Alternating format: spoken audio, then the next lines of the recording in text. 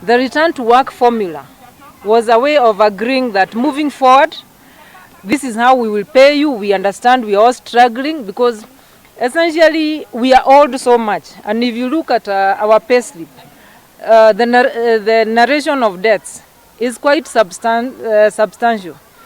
We would be demanding everything, but we have been demanding just 20% of that money, meaning we are ceding some grounds, but they don't seem to cede any grounds because they will not pay this money, they will not remit the third party and statutory deductions, and then they will add more workload to you, meaning we have no choice, we have no recourse and to now activate or recall the strike that we had suspended. You recall that we were being paid 60% of our pay back then.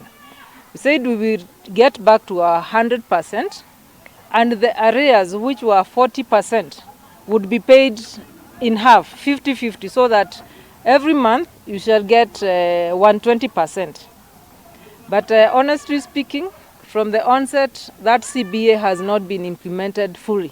We also are concerned about the unilateral and arbitrary withdrawal of allowances, specifically for examination officers, who are the key enablers in the realization of the university's core mandate of teaching and research, as well as withholding leave and travel, book, journal, ICT allowances in total contravention of the 2012-2013 CBA, which remains in force.